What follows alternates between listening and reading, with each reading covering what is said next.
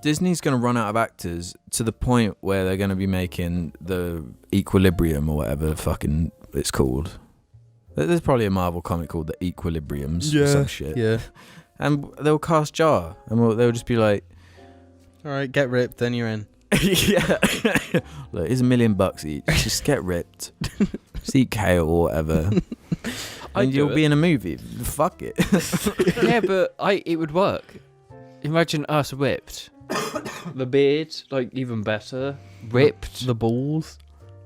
The butts. Look, let's come up with the story of the Equilibrium. The Equilibriums. The Equilibriums, yeah. We are each an equilibrium. So, who's the main character? Because you need a main character. You need a... James. James is the main character. And So- he used to be a tank driver.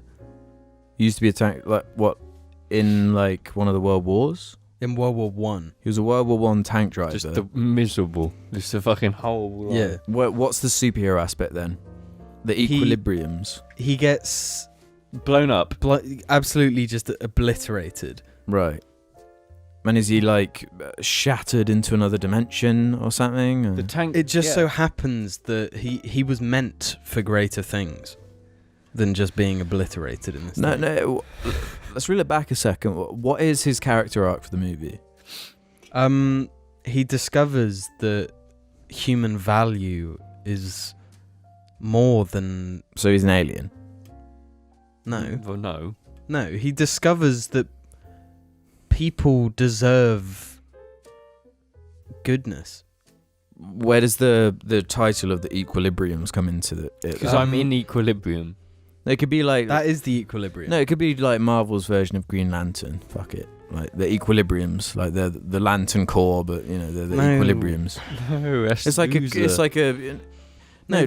No, how about this? Like there's some sort of force, like this can be Ruben's character. He's like a kind of like the Gandalf, the Dumbledore sort of like the all-knowing character who, you know, he's a bit, but because it's Marvel, he's a bit quippy, he's a bit dry. Yeah. He's Iron Man.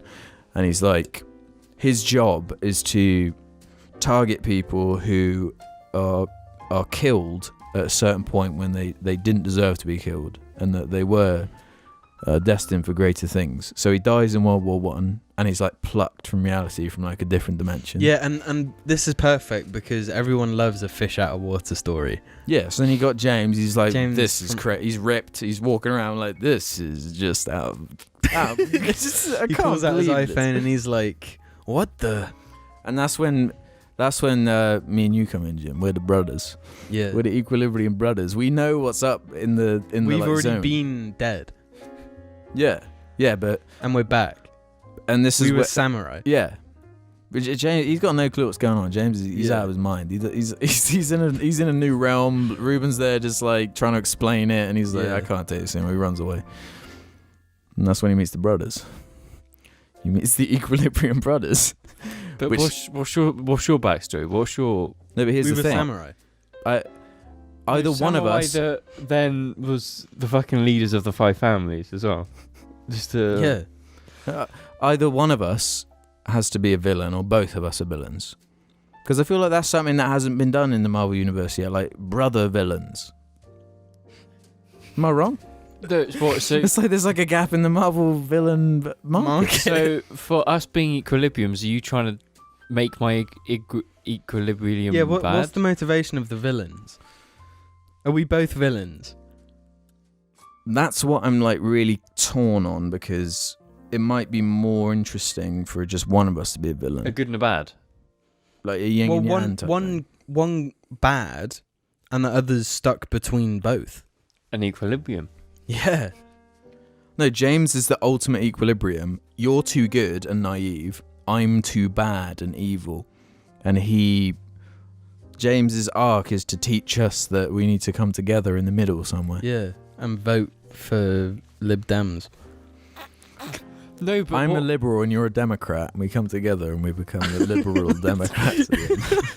No, but what's the evil we've got to fight? Because it just seems like a rom-com fucking thing, and not a superhero. The evil movie. is Alex. No, but I can't... But then, yeah, you instead of just doing the typical thing where it's like one Iron Man fighting another Iron Man, there's still an epic fight scene, like of epic scale. Maybe Kumal comes in or whatever, Pawnee or whatever the fuck comes in, and he like has a cameo and sort of helps out or whatever.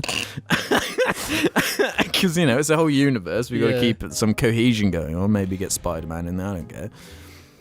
But the ultimate point is, James settles the score and brings the characters together, and Ruben comes in there and he starts crying, and he's like, he's into the whole thing. It doesn't sound like a superhero movie. It just sounds put like Baby Yoda in there. He's Yeah, he's in Disney now.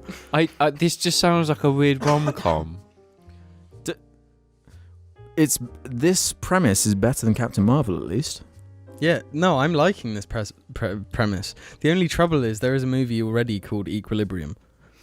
No, but we're the Equilibriums. You see, that's why I was specifying the plural. Yeah, because and it's Marvel too. Like they can probably buy the IP and delete it from existence if they wanted. Like we've got the Equilibriums comic. Say goodbye to that stupid film with fucking Batman in it or whatever. Yeah, Christoph Waltz. Yeah, that's like ripping off the Matrix. Is that the movie? Is that the movie? Yeah, it's totally ripping off the Matrix. It's kind of sick though. Do you remember the part where he opens the boot and there's a puppy and it's like, you gotta kill this puppy, and he's like, what's this, Equilibrium? Yeah, and he's like, nah, this thing looks like Baby Yoda. It's one of those movies I've seen like too many times. Really?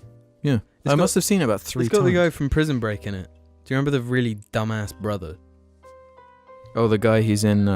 he's got like the Blade. Squarest head. He's in Blade 3. Is he? Yeah. So he's in... He's in the beginning of Equilibrium and he's killed immediately. Spoilers, dude. Come on. People care about Marvel. You can't just go throwing spoilers. So at the end of Equilibrium, do you die? Equilibrium, sorry. No, because that's the point. Is that the message is, it's like a centrist, like propaganda, like message. Right. Where it's but like how do we have middle. epic fight scenes? Where's the person we're fighting? Because everyone's invincible, so you can just have like a Man of Steel, like just for like. No, 30 I don't think minutes. everyone should be invincible. I think we should be even more vulnerable than normal people. Because we're in Equilibrium. We're all glass cannons. You know? Like, if we got into a fight with just a dude and he, like, sucker punched one of us. But that would make it interesting because the jar dynamic is quite literally just smacking each other constantly, and that would kill us. So it's just like... Yeah, that would be death. So it's kind of like more of a bob and weave sort of deal. What's James's, like what's his power? Yeah. Because he has to have like the special thing that makes him like, whoa, like we've been Equilibriums for a long time, but you are like the Equilibrium. You're Neo. You're the main one. James gets punched in the stomach and he doesn't die. Well, maybe he's got the super slap. He slaps you like into another dimension. And you're gone. Yeah, he's able to slap another human out of existence. I create equilibriums. That's my whole thing. Okay. Yeah. Well, whatever all of that was is certainly gonna be better than the Eternals.